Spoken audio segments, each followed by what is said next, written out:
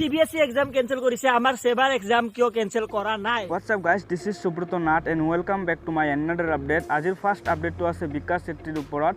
So guys বৰ্তমান সময়ত অসমৰ বহুতো মেট্ৰিক দিবলগীয়া ছাত্ৰ-ছাত্ৰীয়ে চিন্তিত হৈ আছে যে তেওঁলোকৰ পৰীক্ষা অনুষ্ঠিত হ'ব নে নাই আৰু বহুতো ছাত্ৰ-ছাত্ৰীয়ে পৰিস্থিতিৰ প্ৰতি লক্ষ্য ৰাখি পৰীক্ষা কেনসেল কৰিবলৈও চৰকাৰক দাবী জনাই আছে। সো এই ক্ষেত্ৰত জনপ্ৰিয় ইউটিউবাৰ বিকাশ চেত্ৰীয়ে অপিনিয়ন দিছে ভিডিঅ'ৰ জৰিয়তে। সো মই বিকাশ চেত্ৰীৰ সেই ভিডিঅ'টোৰ সৰু ক্লিপ এটা প্লে কৰি দেখুৱাই দিছো। মোৰ এটাই ৰিকুৱেষ্ট চৰকাৰলৈ যে আমাৰ ষ্টুডেণ্টসকলৰ হৈ মই এটাই কথা ক'ব বিচাৰিম যে যদি পৰিস্থিতি বেয়া হয় এক্সামটো কেনসেল কৰাটো ভাল হ'ব কাৰণ এনেকুৱা পৰিস্থিতিত ধৰক পৰিস্থিতি ভাল হ'লেতো বেলেগ কথা যদি পৰিস্থিতি ভাল হৈ যায় সব ঠিক হৈ যায় কৰোনা যদি কৰোনা মানে গ্ৰাফডাল কমি যায় কৰোনা কমি যায় তেতিয়া এক্সামটো হওক কাৰণ এক্সামটো হ'ব লাগিব মানুহ জীৱনত আগবাঢ়ি যাব লাগিব এক্সাম দি পিছত হাই ছেকেণ্ডেৰী এনেকৈ বস্তুটো এক্সামটো হ'বই লাগিব কিন্তু যদি পৰিস্থিতি বেয়া হয় এক্সামটো নোহোৱা ভাল কাৰণ এনেকুৱা টাইমত এক্সাম এটা দিব গ'লে বহুত এটা মানুহৰ ভয় লাগি থাকে ভালকৈ পঢ়াখিনি সিহঁতে লিখিব নোৱাৰিব এটা ঘৰৰ মানুহে যেতিয়া নৰ্মেলি এক্সাম দিব গ'লে কি কয় যে বাবা ভালকৈ পৰীক্ষা দি আহিবা কিন্তু এতিয়া এনেকুৱা টাইপ হ'ব যদি পৰীক্ষা দিব যায়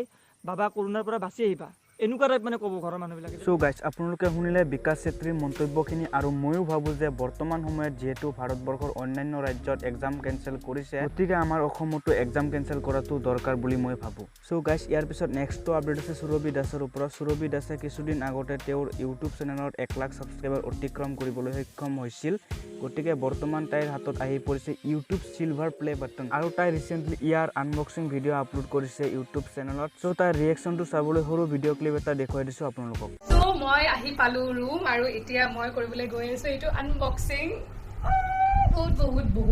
বহুত বেছি এক্সাইটেড। সো আমাৰ ওচৰত আছে এইখন ওপৰত কাটিম Happy birthday to you. Happy birthday. Sorry. হ'ব দিয়া কাটি দিবা।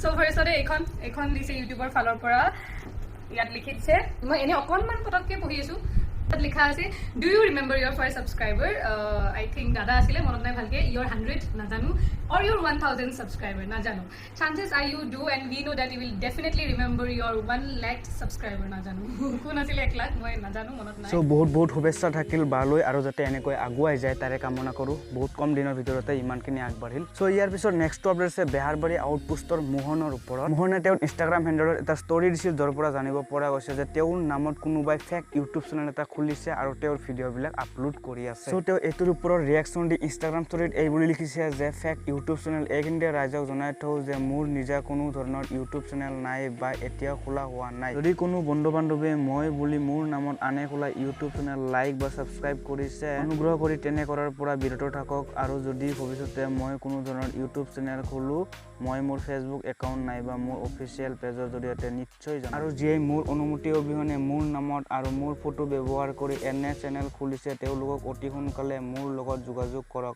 অন্যথা মই ব্যৱস্থা গ্ৰহণ কৰিম। চ' লগতে তেওঁৰ ফেচবুকৰ প্ৰফাইল লিংক ইনষ্টাগ্ৰামৰ প্ৰফাইল লিংক আৰু সেই ফেক ইউটিউব চেনেলৰ ফটোটো ইয়াতে দি দিছে। চ' আপোনালোকে যদি পাৰে তেনেকুৱা ইউটিউব চেনেলবিলাকক ৰিপৰ্ট কৰক আৰু তাৰ পৰা বিৰত থাকক। একচুৱেলি এনেকুৱা ফেক চেনেল খুলি লাভ নাই মানুহে ষ্ট্ৰাইক দিয়ে আপোনাৰ চেনেল উৰাই দিব তো কিবা এটা কৰিলে ভাল কাম কৰক। চ' গাইজ এইখিনিয়ে ক'লোঁ আজিৰ আপডেট এইকেইটাই আছিল। যদি চেনেলটো নতুন আছিল চেনেলটো ছাবস্ক্ৰাইব কৰিব আৰু ওচৰত থকা বেল আইকনটো ক্লিক কৰি ল'ব। চ' আজিলৈ